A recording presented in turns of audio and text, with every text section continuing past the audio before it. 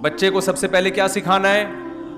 اللہ سکھانا ہے. اور جو آج کل نظریات ایتھیزم کے چل رہے ہیں نا, کھرچ کھرچ کے اس کی کھوپڑی سے نکالنے ہیں کہ یہ نہیں ہو سکتا. دوسرے نمبر پر اس کو توحید سکھانی ہے. اگر ہم نے لقمان علیہ السلام کی اس آیت پر عمل کیا ہوتا نا, قرآن کی, مسلمانوں میں رواج ہوتا کہ لقمان اپنے بیٹے کو سب سے پہلے توحید سکھا رہے ہیں. اگر ہندوستان میں بر صغیر میں اس کا رواج ہوتا تو آج مزار پرستی ہوتی؟ بولتے کیوں نہیں؟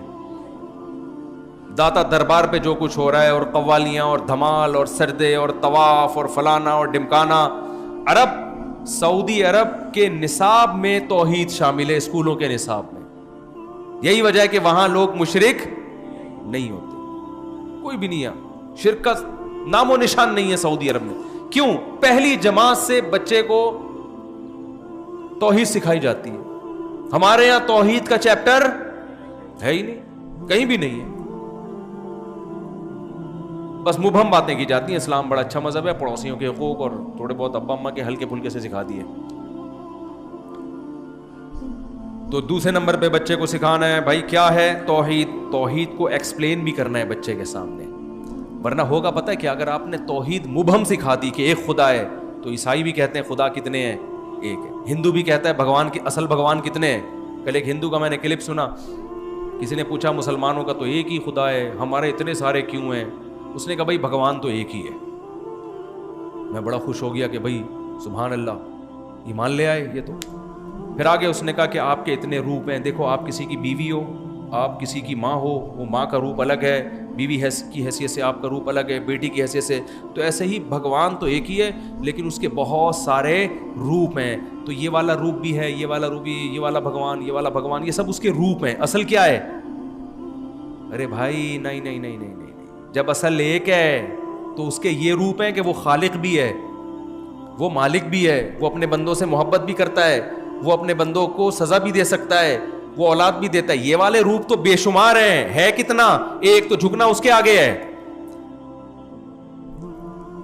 نہیں ہے بات, یہ مثال غلط ہے, یہ صحیح مثال نہیں ہے. کیونکہ وہ عورت ایک عورت ہے نا, وہ یہ تھوڑی ہے کہ یہ بیوی کے روپ میں یہ والی ہے, بیٹی کے روپ میں یہ والی ہے, ماں کے روپ میں یہ والی. تو آپ نے جو اتنے سارے بھگوان بنا لیے کہ یہ اس کا یہ والا روپ ہے, یہ والا روپ, سب سے پہلے اس کی دلیل کیا ہے؟ یہ روپ اس کا ہے. اس نے کب کہا کہ یہ میرا روپ ہے؟ یہ تو تم نے بنایا اپنے ہاتھوں سے. آپ اپنے ہاتھ سے کوئی چیز بنا کے بھگوان کی طرف منسوب کر دو تو جو اوریجنل بھگوان ہوگا اس کو غصہ آئے گا کہ نہیں آئے گا؟ کہ تم نے مٹی گارے سے کیچڑ سے بنائی ایک چیز کو, آنکھیں لگا دی اور ناک لگا کے تم بول رہے ہو کہ یہ اس کا روپ ہے. انسان یہ جرم برداشت نہیں کرتا تو خدا یہ جرم کو کیسے برداشت کرے گا؟ تو بہت بڑا ظلم ہے. اللہ نے کہا میں ایک ہوں, تو بچے کو توحید بھی سکھاؤ اور توحید کا اصل مطلب بھی سکھاؤ, ورنہ وہ زبانی طور پر توحید توحید کرتا ہے. عیسائی کہتے ہیں ہم ایک خدا کو ماننے والے ہیں, ہم مشرک نہیں ہیں. اللہ کہتے ہیں نا نا نا, تم جب عیسیٰ کو اللہ کا بیٹا کہتے ہو اور عیسیٰ سے مرادیں مانگتے ہو, تو جو خدا کا حق تھا اس میں تم نے عیسیٰ کو خدا کے ساتھ شریک کر لیا. تم زبان سے 100 دفعہ کہو میں خدا کو مانتا ہوں, اللہ اس دعوے کو تسلیم کرنے کے لیے تیار نہیں ہے. اس کی مثال ایسے ہے, آپ کی بیوی نے کہا کہ میرا میاں تو صرف ایک ہی ہے, میں صرف تمہیں اپنا شوہر مانتی ہوں, لیکن اس نے شوہر والے تعلقات دوسرے سے بھی رکھے ہوئے, تیسرے سے بھی رکھے ہوئے, چوتھے سے بھی رکھے ہوئے. وہ تعلق جو صرف کس سے حلال ہے؟ شوہر سے. شوہر کہتے ہیں بیگم یہ کیا بات, میرا دوست آیا بڑے حسس کے بات کر رہی ہو, آپ اس کے ساتھ سفر میں راتیں گزار رہی ہو. وہ کہتی دیکھیں میں محبت میں شرکت کی قائل نہیں ہوں, میرا ہسبینڈ صرف تم, اور شرٹ پہ بھی لکھ کے لگایا ہوا صرف تم, جیسے رکشے کے پیچھے لکھا ہوتا ہے نا صرف, پڑھا ہے آپ لوگوں نے رکشے کے پیچھے لکھا ہوتا ہے نا صرف تم. تو بہت سارے اس طرح, تو آپ کیا بولیں گے بھائی اس تکلف کی, بیگم تمہیں اس تکلف کی کیا ضرورت ہے؟ یہ تو تم صرف زبان سے کہہ رہی ہو. جب مجھے شوہر مانا ہے تو کاغذ میں ماننا کافی نہیں ہے. پھر مطلب یہ ہے کہ جو محبت شوہر سے ہوتی ہے وہ کسی اور سے نہیں کی جا سکتی. خوب سمجھ لو, معبود کا ایک مطلب ہے اللہ کی نظر میں, معبود کا مطلب جس کی عبادت کی جائے اور اس کے علاوہ کسی اور کی عبادت نہ کی جائے. مشرک یہاں بھی ڈنڈی مارتا ہے, ہم عبادت تھوڑی کر رہے ہیں, عبادت تو ہم صرف اللہ کی کر رہے ہیں. اللہ کیا کہتا ہے؟ جو کسی سے دعا مانگ رہا ہے تو دعا سب سے بڑی عبادت ہے. اگر کوئی اللہ کے علاوہ کسی اور سے دعا مانگ رہا ہے تو وہ کسی اور کی عبادت کر رہا ہے, لہذا اس نے ایک سے زیادہ الہ بنا لی ہے. مشرک پھر ڈنڈی مارتا ہے, وہ کہتا ہے ہم دعا تھوڑی مانگ رہے ہیں, ہم تو نبی سے یا دوسروں سے ہیلپ مانگ رہے ہیں. تو جیسے تم پولیس سے ہیلپ مانگتے ہو تو مشرک نہیں بنتے, تو نبی سے ہیلپ مانگنے سے انسان کہاں سے مشرک ہو جاتا ہے؟ نہیں آ رہی میرے خیال ہے کھوپڑی شریف میں بات. ارے بھائی آپ لوگ کی بات سمجھ میں آ رہی ہے؟ یہ تعویل در کیا ہوتی چلی جاتی ہے شرک میں؟ تعویل. دوبارہ سے شروع کرتا ہوں تاکہ سبق یاد ہو جائے. بچے کو سب سے پہلے کیا سکھانا ہے؟ اللہ کا وجود, اس کے بعد اللہ کی توحید, اس کے بعد توحید کی ڈیفینیشن کہ بیٹا توحید کا مطلب یہ نہیں ہوتا کہ صرف ایک اللہ کو مانا جائے زبان سے. ایٹیٹیوڈ سے پتہ چلنا چاہیے کہ آپ پریکٹیکلی بھی کس کو مانتے ہو, ایک اللہ کو. بچہ انسان کا بچہ ہوگا تو اب پوچھے گا ابو پریکٹیکلی ایک اللہ کو ماننا کسے کہتے ہیں؟ تو آپ پھر ان کو اتفاقی مثالیں بھی دو, احترازی مثالیں بھی. احترازی کسے کہتے ہیں یہ میں پہلے آپ کو سمجھاتا ہوں, یہ بہت امپورٹنٹ بات ہے. دیکھو جب بھی ہم کسی چیز کو سمجھاتے ہیں نا تو کچھ مثالیں ایسی دینی پڑتی ہیں جو اس پہ پوری اتر رہی ہوں, اور کچھ ایسی دینی پڑتی ہیں جو اس پہ نہ اتر رہی ہوں, تاکہ بچے کو سمجھ میں آ جائے کہ یہ اس میں داخل نہیں ہے. مثال کے طور پر ہم جب صرف نحو پڑھتے ہیں نا, صرف اور عربی گرامر پڑھتے ہیں, تو صرف میں یہ طلبہ کو پتہ ہے کہ جب کوئی صیغہ ہم حل کرتے ہیں تو ہم کہتے ہیں قانون پیش کرتے ہیں کہ یہ اس کی اتفاقی مثال ہے اور یہ اس کی احترازی. میں آسان زبان میں سمجھ, دیکھو قالا عربی میں ایک لفظ ہے. قالا کیا ہے عربی میں؟ سب کو پتہ ہے, قالا کہا اس نے, قال اللہ تعالی اللہ نے کہا, کہتے ہیں نا. جب ہم گرامر پڑھتے ہیں نا تو بچوں کو سکھاتے ہیں دیکھو بیٹا قالا اصل میں تھا قاوالا, اصل میں یہ لفظ کیا تھا؟ قاوالا. ضربا کی طرح, جیسے ضربا ہے ایسے کیا ہے؟ قاوالا. لیکن واو پہ کیونکہ حرکت ہے, واو ساکن نہیں ہے اور اس سے پہلے زبر ہے, تو جب بھی واو کے اوپر حرکت ہوگی اور اس سے پہلے زبر ہوگا تو عربی میں قاعدہ یہ ہے کہ اس واو کو الف سے تبدیل کر دیتے ہیں. تو یہاں بھی چونکہ واو پہ حرکت ہے اور اس سے پہلے زبر ہے, لہذا یہاں واو کو کیا کر دیں گے؟ الف سے تبدیل. تو یہ قانون بتا کے بچے کو پہلے احترازی مثال بتائی جاتی ہے کہ دیکھو بچہ قولن, قولن کا لفظ ہے, یہ قالن کیوں نہیں ہو رہا؟ بچے سے پوچھا جاتا ہے دیکھو بیٹا قول, قرآن میں ہے نا جگہ قولن, قولن کو قالن نہیں پڑھتے. اب بتاؤ بیٹا قولن کو الف سے کیوں تبدیل نہیں کر رہے؟ بچہ انسان کا بچہ ہوگا تو پتہ ہے کیا کہے گا؟ وہ کہے گا ابو آپ نے جو قانون بتایا تھا نا اس میں کہا تھا واو کے اوپر حرکت ہو, یہاں ساکن ہے, زبر زیر پیش نہیں ہے, اس لیے یہاں الف سے تبدیل نہیں کریں گے. اٹ از کالڈ احترازی مثال. اس کو کیا کہتے ہیں؟ احترازی. یعنی قانون کی باقی شرطیں پائی جا رہی ہیں, ایک شرط نہ پائی جانے کی وجہ سے یہاں قانون جاری, باقی ساری شرطیں, واو بھی ہے, اس سے پہلے زبر بھی ہے, سب کچھ ہے, لیکن الف سے تبدیل نہیں کریں گے اس کو ہم. تو جب توحید بچے کو سمجھاؤ, پہلی بات تو پہلے خود تو سمجھ لو. مجھے تو لگ رہا ہے آپ لوگ کوئی نہیں پتا. تو بھی آپ لوگ فرض کر لیں کہ آپ میرے بچے ہیں, فرض کر لیں, اور میں آپ کو سمجھا رہا ہوں بہت معذرت کے ساتھ. یہاں بہت سے لوگ سمجھے ہوئے بھی ہیں, میرا مقصد میرا تو اسٹائل ایسا ہو گیا, کیا کروں میں. تو توحید کو نا احترازی مثالوں سے ایکسپلین کرنے کی ضرورت ہے, ورنہ یہ امت شرک سے نہیں بچے گی. شیطان سب سے پہلے انسان کو گمراہ کرنے کے لیے یا تو خدا کا انکار کرواتا ہے, اور جو خدا کو ماننے والے ان کو شرک پہ لے کے آتا ہے. عیسیٰ علیہ السلام توحید کے کتنے بڑے علمبردار تھے, لیکن عیسائی شرک سے نہیں بچ سکے. حالانکہ انجیل میں جگہ جگہ توحید توحید توحید آج بھی ہے.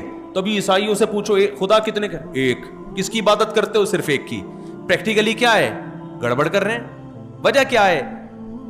جس طرح سے توحید کو ضبط کرنا چاہیے تھا نا احترازی مثالوں سے, جہاں ہم بتائیں یہ توحید ہے وہاں یہ بھی بتائیں یہ توحید لگتی ہے, حقیقت میں نہیں ہے. اچھا اس میں شرک میں بھی کچھ چیزیں ہیں جو شرک لگتی ہیں ہوتی نہیں ہیں, وہ دونوں کو احترازی مثالوں سے سیکھنا. خیر ابھی تو بہت لمبا معاشرتی علوم کا پورا پیپر ہو جائے گا, تو میں جلدی سے اس کو سمیٹ کے ختم کرتا ہوں. تو پہلا بچے کو آپ بتائیں گے اللہ ہے, پھر آپ بتائیں گے بیٹا وہ اللہ, ہم کس اللہ کی توحید کے قائل ہیں. بچہ پوچھے گا ابو توحید کیا ہوتی ہے. کوشش کریں بچے کی اماں بھی وہاں بیٹھی ہوئی ہو, کوشش کریں آپ. تو بچہ پوچھے گا کہ ابو توحید کسے کہتے ہیں, آپ بولو کہ توحید کا مطلب بنانے والا بھی ایک اور عبادت بھی صرف اس ایک کی جائے گی.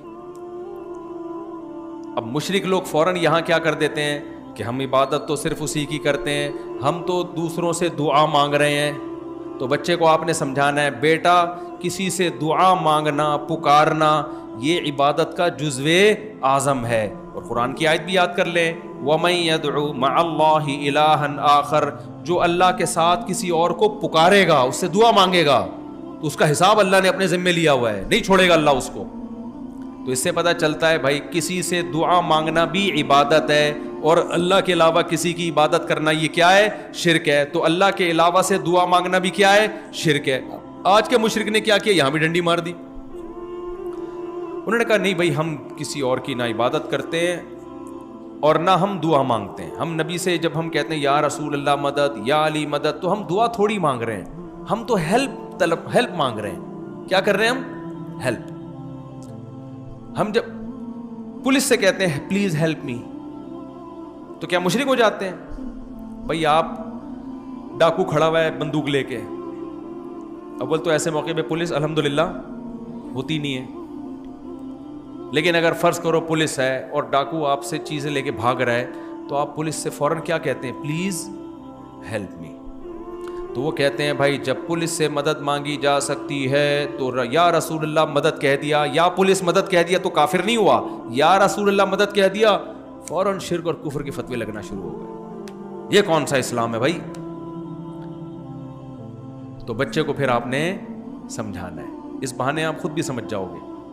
بچے کو پھر آپ نے سمجھانا ہے بیٹا مدد کی دو قسمیں ہیں, ایک مدد وہ ہوتی ہے جو اسباب کے تحت ہوتی ہے اور ایک مدد وہ ہوتی ہے جو اسباب سے ہٹ کر ہوتی ہے. جب آپ پولیس سے مدد مانگتے ہیں تو کیا مطلب, جو کام بھی پولیس کرے گی نا اس کی سائنٹیفک لاجک ہوگی کوئی نہ کوئی.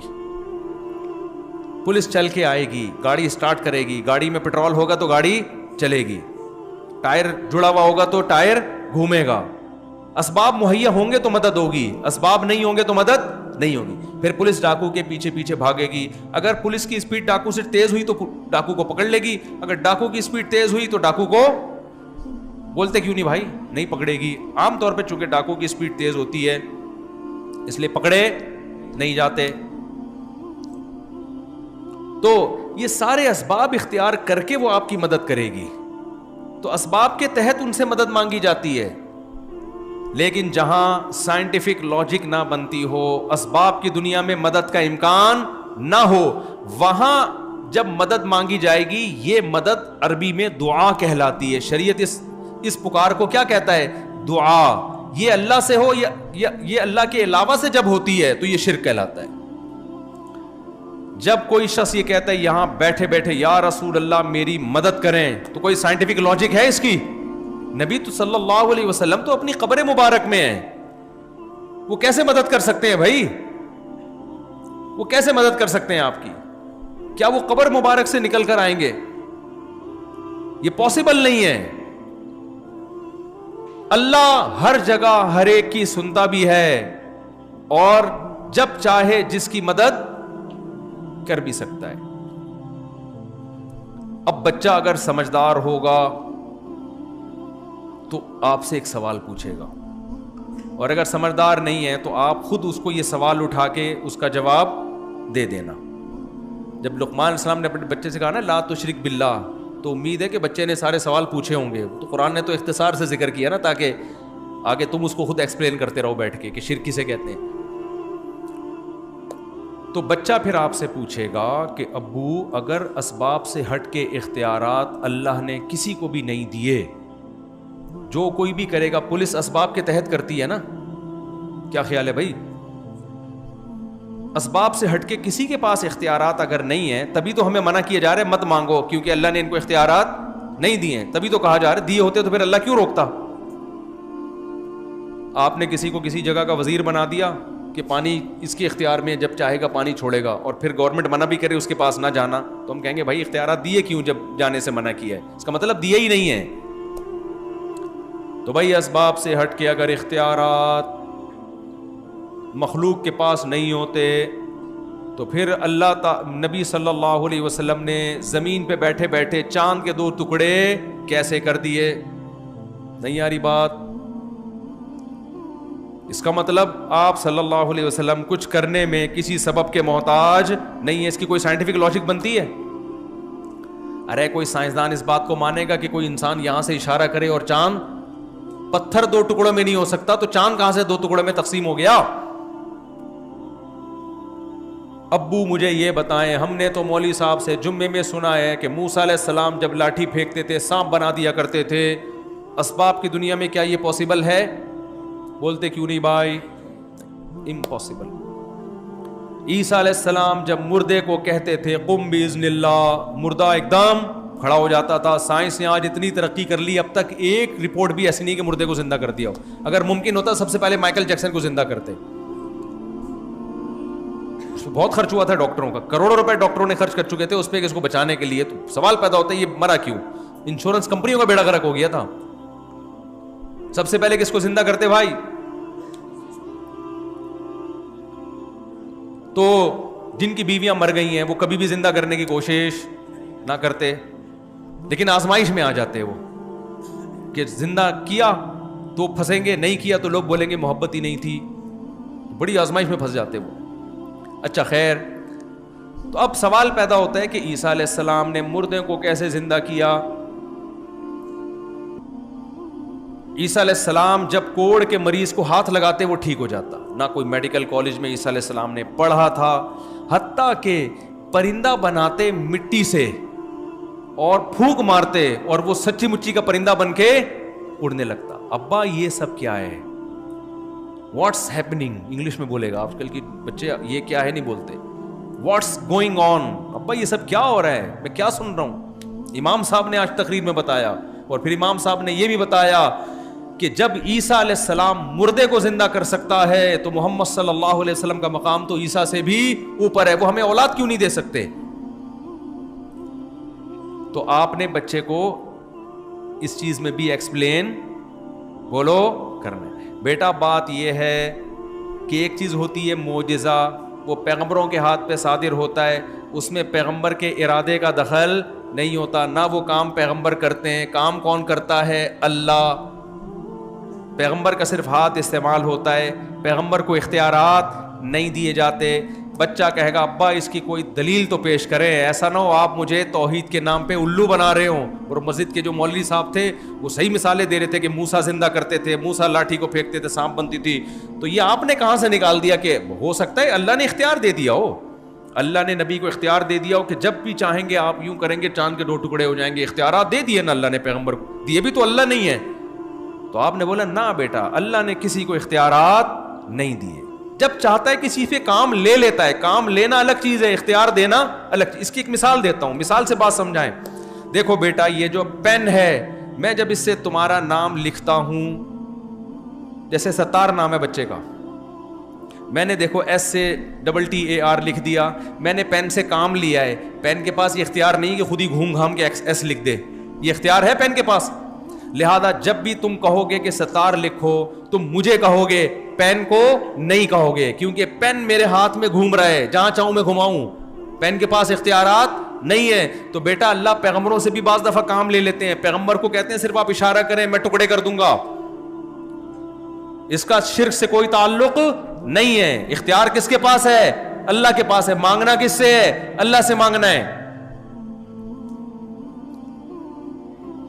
اور پھر وہ اس کو دلیل دیں آپ کہ دیکھو بیٹا اگر موسیٰ کلیم اللہ کے پاس یہ اختیار ہوتا کہ لاٹھی کو سانپ بنا دیں, تو سوال پیدا ہوتا ہے سورہ طٰہٰ میں جب موسیٰ علیہ السلام اللہ سے ملاقات کے لیے گئے تو اللہ نے موسیٰ علیہ السلام سے پوچھا وما تلک بیمینک یا موسیٰ، اے موسیٰ تیرے دائیں ہاتھ میں کیا ہے؟ موسیٰ نے کہا میری لاٹھی ہے، اس سے پتے وتے جھاڑتا ہوں۔ اللہ نے فرمایا اے موسیٰ اس کو زمین پہ ڈال دے، القیہا یا موسیٰ۔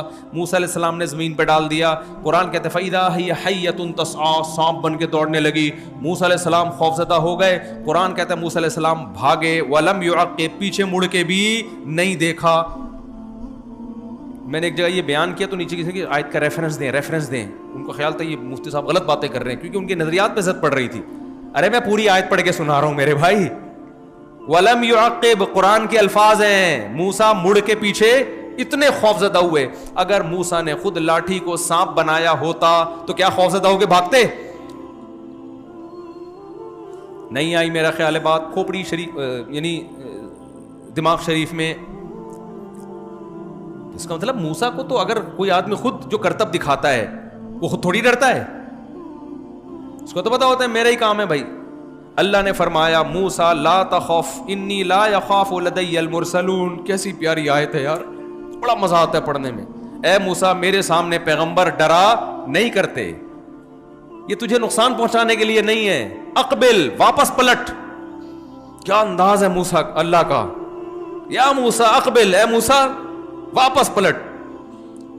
اللہ اگر یہ نہ کہتے تو موسیٰ علیہ السلام مصر پہنچ چکے ہوتے۔ قرآن میں جلال ہے، جلال۔ اقبل، واپس پلٹ، ولا تخف، ڈر مت۔ جب اللہ نے موسیٰ نے اللہ کا ایک کلام سنا نا کہ اللہ کہہ رہا ہے پلٹ، موسیٰ علیہ السلام کو بولا اب نہیں پلٹا تو سانپ کچھ کہے نہ کہے، اللہ ناراض نہ ہو جائے، ایسا نہ ہو اللہ کچھ کہے تو واپس پلٹے۔ لیکن پھر اللہ نے تسلی دی، تسلی یہ دی کہ اللہ دیکھو، اللہ صرف اتنا کہتے تھا واپس پلٹ تو حضرت موسیٰ پھر بھی پلٹ جاتے، لیکن اللہ کو پتا تھا پلٹتے تو لیکن ڈرتے بہت کہ اللہ تعالیٰ مجھے سانپ سے ڈسوانا چاہ رہا ہے، بھائی پلٹ تو جاؤں گا لیکن اب پتہ نہیں ہوگا کیا۔ موسیٰ کو اللہ نے تسلی دی، پلٹ، سنعیدھا سیرتھا الاولی، گھبرا مت، اس کو ہم دوبارہ لاٹھی بنا دیں گے۔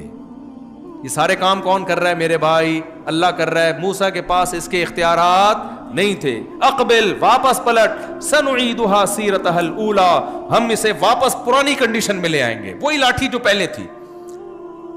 اللہ نے یہ بھی نہیں کہا لاٹھی بنا دیں گے، کیونکہ اس میں موسیٰ علیہ السلام کو ڈر ہوتا ہے لاٹھی تو اندر سے سانپ ہوگی اوپر سے لاٹھی لگے گی، ہو سکتا ہے۔ یہ نہیں کہا اللہ نے لاٹھی بنا، لاٹھی کا لفظ استعمال نہیں کیا۔ سیرتھا الاولی، جو چیز یہ پہلے تھی وہی بن جائے گی، یعنی بالکل سچی مچی کی لاٹھی ہوگی۔ اگر لاٹھی کہتے ہیں نا تو حضرت موسیٰ کے دل میں خوف ہو سکتا ہے، بھائی ہے تو سانپ، شکل کیسی ہو جائے گی؟ نہ نہ نہ، واپس وہی جو تھی وہی کنڈیشن، ریورس کر دیں گے ہم اس کو۔ اس سے پتہ چلتا ہے میرے بھائی کہ کام کرنے والا کون ہے؟ اللہ ہے۔ موسیٰ کو لاٹھی کو سانپ بنانے کا اختیار نہیں تھا۔ تبھی آپ دیکھو جب موسیٰ علیہ السلام کے پیچھے فرعون آیا ہے اور پانی پہ آ کے رک گئے ہیں تو بنی اسرائیل نے کہا انا لمدرکون، اے موسیٰ آج تو پکڑے گئے۔ موسیٰ نے یہ تھوڑی کہا کہ میرے پاس تو لاٹھی ہے، میں چاہوں گا سمندر کے 2 ٹکڑے کر کے نکل جائیں گے ہم بڑے آرام سے۔ نہ نہ نہ، موسیٰ علیہ السلام نے کہا بھائی کلا ان معی ربی، میرے ساتھ کون ہے؟ رب ہے، مدد کرے گا، پتہ نہیں کیسے کرے گا یہ مجھے معلوم نہیں ہے۔ تو اس سے پتہ چلتا ہے بھائی موسیٰ علیہ السلام کے پاس ما فوق الاسباب اختیارات نہیں تھے۔ اللہ نے کہا موسیٰ کو اے موسیٰ اضرب، مار تو اس پانی کو، میں اس کو بیچ سے پھاڑ دوں گا، الگ کر دوں گا۔ کیسا معجزہ ظاہر ہوا ہے۔ سارے کام کون کر رہا ہے؟ اللہ۔ پھر بچہ اگر بہت پڑھا لکھا ہوگا نا، انسان کا بچہ ہوگا یہاں تک سمجھ جائے گا بات کو، لیکن آج کل انسان کے بچے مارکیٹ سے کیا چل رہے ہیں؟ تھوڑے شارٹ چل رہے ہیں۔ ہو سکتا ہے پھر کسی کا ڈسا ہوا ہو، پھر سوال پوچھے ابا آپ تو کہہ رہے ہیں کہ سارے کام اللہ کرتا ہے، اس لیے اللہ کہہ رہے اے موسیٰ میں اسے لاٹھی کو سانپ بنا دوں گا، میں لاٹھی کو واپس لاٹھی بنا دوں گا، میں کروں گا، آپ نہیں کریں گے، کروں گا کون؟ میں۔ لیکن ابا سورہ مریم میں تو کچھ اور لکھا ہوا ہے۔ سورہ مریم میں تو یہ لکھا ہوا ہے کہ جبریل علیہ السلام حضرت مریم کے پاس آئے اور کہنے لگے اے مریم میں فرشتہ ہوں، انسان نہیں ہوں، تیرے پاس آیا ہوں لِأَهَبَ لَكِ غُلَامًا زَكِيًّا، میں چاہتا ہوں تجھے ایک نیک بچہ گفٹ میں دے دوں، اولاد دے دوں میں تجھے۔ بغیر شوہر کے عورت کو اولاد ملنا اس کی کوئی سائنٹیفک لاجک ہے؟ نہ بھائی، جبریل تو کہہ رہے ہیں میں دوں گا، اب ہم یہاں اگر یہ تعویل کریں کہ بھائی اللہ دے رہا ہے، لیکن یہاں تو جبریل کہہ رہے ہیں کون دے رہا ہے؟ لِأَهَبَ لَكِ، میں گفٹ کروں گا. ہو سکتا ہے کوئی خطیب صاحب یہ تقریر میں کہیں کہ جب جبریل کسی کو اولاد دے سکتے ہیں بغیر شوہر کے، بغیر اسباب کے، تو ہم تو میاں بیوی ہیں بھائی، ہم تو صحت مند ہیں، ہم اگر کسی بزرگ سے اولاد مانگ لیں یا نبی سے اولاد مانگ لیں تو نبی کا درجہ جبریل سے کم ہے یا زیادہ؟ اور ہم تو شادی سے پہلے نہیں، شادی کے بعد مانگ رہے ہیں نبی سے اولاد. تو تم تو نبی کا درجہ معاذ اللہ جبریل سے بھی کم کر رہے ہو. جب جبریل اولاد دے سکتے ہیں تو پیغمبر اولاد کیوں نہیں دے سکتے؟ اور جب اللہ جبریل کو اختیار دے سکتا ہے اولاد دینے کا تو پیغمبر کو اختیار کیوں نہیں دے سکتا؟ داتا دربار کو اختیار کیوں نہیں دے سکتا؟ پیرانے پیر کو اختیار کیوں نہیں دے سکتا اولاد دینے کا جب جبریل کو دے رہا ہے اختیار؟ یہ ساری مثالیں نا آپ نے خود قائم کر لینی ہے، نہیں کی نا تو ادھر ادھر سے سن کے پھر ساری زندگی توحید کا بیڑا غرق ہو جائے گا ایک دن میں ایک بیان سننے. تو اس بچے کو پھر آپ نے سمجھانا ہے جو اب تک آدھے سے زیادہ انسان کا بچہ بن چکا ہوگا، ٹھیک ہے نا؟ اس کو کیا سمجھانا ہے آپ نے؟ بیٹا دیکھو یہاں پر جبریل نے اپنی طرف جو نسبت کی ہے یہ نسبت مجازی ہے، حقیقی نسبت نہیں ہے. ابا یہ حقیقی اور مجازی کیا ہوتا ہے؟ آپ کا تعلق لگتا ہے مرزا غالب کے خاندان سے، کیا حقیقی مجازی لگا کے رکھے ہوئی بات؟ تو بچے کو پھر آپ بتاؤ دیکھو بیٹا جب ہماری گاڑی پنچر ہوتی ہے تو ہم کیا کہتے ہیں؟ میری گاڑی پنچر ہو گئی ہے. تو گاڑی پنچر ہوئی ہے، گاڑی کا ٹائر پنچر ہوا ہے، پنچر ٹائر ہوا ہے، ان شارٹ نسبت کدھر کر دیتے ہیں؟ گاڑی کی طرف. تو یہاں بھی اصل میں اللہ نے اولاد دی ہے کیونکہ جبریل کی پھونک مارنے سے دی ہے، تو ان شارٹ جبریل نے نسبت کس کی طرف کر دی؟ اپنی طرف. یہ نسبت جائز ہے. ہم یہ کہہ سکتے ہیں موسیٰ نے لاٹھی کو سانپ بنایا، حالانکہ بنایا اللہ نے ہے، لیکن شارٹ کٹ بات کرنے کے لیے نسبت کس کی طرف کر دیتے ہیں؟ موسیٰ کی طرف، کہ بھئی سب کو پتہ ہے موسیٰ یہ کام کر نہیں سکتے، ان شارٹ ہم نسبت کدھر کر دیتے ہیں؟ جب بالکل واضح بات ہوتی ہے تو اس کی مثال ایسے ہے، آپ سے کوئی پوچھتا ہے بھائی ولیمے میں تم گئے کیا کھایا؟ آپ کو میں نے بریانی کی 2 پلیٹیں کھا گیا. اگلا کہہ رہے کم بخت تو بریانی کس نے کھائی پھر پلیٹیں جب تو نے کھا لی ہیں؟ اگر تو پلیٹیں کھا کے آیا ہے تو بریانی کس نے کھائی ہے؟ آپ بولو گے تو پاگل ہے، میں پلیٹوں کی طرف نسبت مجازن کر رہا ہوں کیونکہ بریانی اور پلیٹ کا آپس میں کیا ہوتا ہے؟ گہرا رشتہ ہوتا ہے. پلیٹ بریانی اسی پلیٹ میں ہوتی ہے. تو کوانٹٹی بتانے کے لیے میں نے کہا کہ 2 پلیٹیں، تاکہ تمہیں یہ بھی پتا چل جائے کیا کھایا اور وہ بھی پتا چل جائے جو تم نے نہیں پوچھا، یعنی کتنا کھایا. تو اگلا کہے گا تو اتنی ڈیٹیل میں جانے کی تمہیں ضرورت کیا تھی، اتنی ایکسپلینیشن کی؟ پہلی دفعہ میں ایسی بات کرتے کہ وضاحتی بیان نہ جاری کرنا پڑتا. پہلی دفعہ میں کہہ دیتے کہ میں نے پلیٹیں نہیں کھائیں بلکہ میں نے بریانی کھائی. تو آپ جواب میں کہو گے میرا خیال تھا تو سمجھدار آدمی ہے، سمجھدار کو پتا ہوتا ہے کہ دنیا میں پلیٹیں کوئی بھی نہیں کھاتا، تو ان شارٹ میں نے کہہ دیا. تو قرآن میں الحمد سے لے کے والناس تک اللہ نے اتنی دفعہ بتایا کہ سب کچھ اللہ سے ہوتا ہے، اللہ کے علاوہ نہیں کر سکتے اسباب سے ہٹ کے کوئی. تو اس لیے اللہ نے ایک دفعہ کہہ دیا جبریل نے کہہ دیا کہ میں تمہیں اولاد دے رہا ہوں، کیونکہ جبریل کو پتا تھا مریم کو پتا ہے کہ جبریل اولاد نہیں دے سکتے، مجازن نسبت کر رہے ہیں، یہ طے شدہ بات ہے. نہیں آ رہی میرا خیال ہے کھوپڑی شریف میں؟ بچہ اگر انسان کا بچہ اب تک 99% امید ہے بن جانا چاہیے، ابھی بھی نہیں بنانا تو اس کو چڑیا گھر میں جمع کرا دو جا کے. ہمارے حضرت فرمایا کرتے تھے، نہیں وہ میں نہیں بتاؤں گا، وہ آپ افورڈ نہیں کر سکتے. تو اب بچہ پوچھے گا ابا اگر اس کی کوئی دلیل بھی ساتھ میں آ جائے نا، اس کی کوئی مثال آ جائے مارکیٹ میں کہ قرآن نے نسبت مجازن کسی اور کی طرف کی ہے جبکہ دوسری طرف قرآن کہہ رہا ہے یہ انسانوں سے ممکن نہیں ہے، تو آپ اس کو مثال دیں قرآن کی. دیکھو بیٹا قرآن مجید بار بار کہتا ہے کہ کسی بھی چیز کو حلال و حرام کرنا صرف کس کا کام ہے؟ اللہ کا. سورہ طلاق میں اللہ نے کیا فرمایا 28ویں پارے میں؟ یا ایھا النبی لما تحرم ما احل اللہ لک، جس چیز کو اللہ نے حلال کر دیا آپ اس کو کیسے حرام کر سکتے ہو؟ تو حرام اور حلال کرنا نبی کے اختیار میں نہیں ہے، یہ کام کس کا ہے؟ اللہ کا. کسی اور کو یہ اتھارٹی دینا کہ وہ حلال و حرام کرے، یہ شرک کے زمرے میں آتی ہے یہ چیز. لیکن اس کے باوجود ایک جگہ اللہ کیا فرماتے ہیں کہ نبی کو ہم نے اس لیے بھیجا یحرم علیہم الخبائث، تاکہ نبی ان پر خبیث چیزوں کو حرام کر دیں. ایک طرف اللہ کہہ رہے حرام کرنا صرف اللہ کا کام ہے، دوسری طرف اللہ کہہ رہے حرام کرنا نبی کا کام ہے. تو بھائی یہاں حرام کرنا نبی کا کام، یہ نسبت مجازن ہے، کرے گا اللہ حرام، بیان چونکہ نبی کریں گے اس لیے نسبت کس کی طرف کر دی ہے؟ نبی کی طرف کر دی ہے. کھوپڑی شریف میں بات آ جانی چاہیے میرا خیال ہے. اب ایک آخری سوال, بچہ کہے گا اچھا فلاں بزرگ نے تو ایسا کر لیا, فلاں بزرگ کی تو یہ کرامت, فلاں بزرگ کی تو یہ کرامت, حضرت مریم کی یہ کرامت. تو ان کو وہی بات ہے, ان کو بتائیں بیٹا چاہے کرامت ہو یا معجزہ ہو, جب نبی کے ہاتھ پہ کوئی خلاف عقل کام ہوتا ہے تو اس کرتا اللہ ہے, اس کو اصطلاح میں معجزہ کہا جاتا ہے. جب امتی کے ہاتھ پہ کوئی ایسا کام ہوتا ہے جو عقل سے ماوراء العقل ہوتا ہے تو وہ بھی اللہ ہی کر رہا ہوتا ہے, لیکن اس کو اصطلاح میں کرامت کہا جاتا ہے. کام کرنے والے دونوں کون ہیں؟ اللہ ہیں. نہ اس سے یہ ثابت ہوتا ہے کہ ولی کے پاس اختیارات آ گئے, نہ معجزے سے یہ ثابت ہوتا ہے کہ پیغمبر کے پاس اختیارات. تو اختیارات اللہ کے سوا کسی کے پاس نہیں ہے. پھر جا کے لا الہ الا اللہ کا مطلب آئے گا بچے کی سمجھ میں اور وہ مسلمان ہو جائے گا. اب تک صرف کٹنگ کے ذریعے پتہ چلتا ہے کہ یہ ختنیں ہوتی ہیں جس سے پتہ چلتا ہے کہ یہ کیا ہے, مسلمان. اس کے علاوہ ہمارے پاس اور کوئی علامت مسلمانوں کے پاس بولو, سارے شرک بھی کر رہے ہیں اور پتہ نہیں یا علی مدد بھی, یا رسول مدد بھی, فلانا مدد بھی, ڈمکانا مدد بھی. ان کا تقوی, ان کی توحید ٹوٹتی نہیں ہے. تو ایک بس واقعہ سنا کے اپنے بیان کو ختم کرتا ہوں. آج ہماری توحید ایسے ہے کہ ہمارے حضرت فرمایا کرتے تھے آج مسلمان کا تقوی اور توحید ایسے جیسے کتا جو ہے نا, کتا, اس سے کسی نے پوچھا کہ تو کھڑے ہو کر تو ٹانگ اٹھا کے پیشاب کیوں کرتا ہے؟ اس نے کہا چھینٹے نہ پڑ جائیں. یعنی اس کا خیال یہ ہے کہ چھینٹیں پڑیں گی تو میں ناپاک ہو جاؤں گا, پیشاب کی چھینٹیں نہیں پڑیں گی تو میں ناپاک نہیں ہوں گا. گٹر کا پانی پینے سے وہ ناپاک نہیں ہوتا. سارا دن گٹر میں گھسا رہے گا وہ ناپاک بولو نہیں.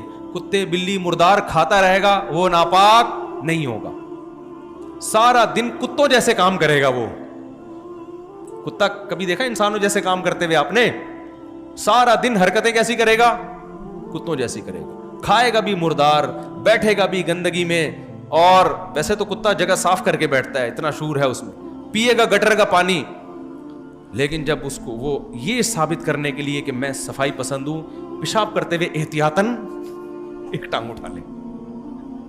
تو آج کا مسلمان مزاروں پہ بھی جا رہا ہے, سجدے بھی کر رہا ہے, یا اللہ مدد بھی, یا رسول اللہ مدد بھی, یا علی مدد بھی, یا غوث آدم مدد بھی. اللہ سے بھی مانگ رہا ہے, نبی سے بھی مانگ رہا ہے, بزرگوں سے بھی مانگ رہا ہے, پیروں سے بھی مانگ رہا ہے, قبروں پہ بھی جا رہا ہے. سارے کام کر کے لا الہ الا اللہ, میں اللہ کے سوا کسی کو معبود نہیں مانتا. یہ تکلف کرنے کی آپ کو ضرورت نہیں ہے. کائنڈلی یہ تکلف آپ بولو نہ کریں. تو اس لیے اپنے بچوں کو لا تشرک باللہ سکھاؤ کہ بیٹا شرک نہیں کرنا. اور شرک کا مطلب کیا, میں نے تو بہت ڈیٹیل میں بتا دی بچے کو اس کے مینٹل لیول کے حساب سے. سنو آپ مجازن اور 2 پلیٹیں اور 3 پلیٹ, بچہ ہو سکتا ہے سمجھ میں نہ آئے اس کے. تو جب تھوڑا سا سمجھدار ہو جائے تو اس کو یہ عقیدہ توحید ہماری ذمہ داری ہے کہ ہم اس کو سکھائیں. اللہ تعالی ہمیں سمجھنے کی, عمل کی توفیق عطا فرمائے. وما علینا الا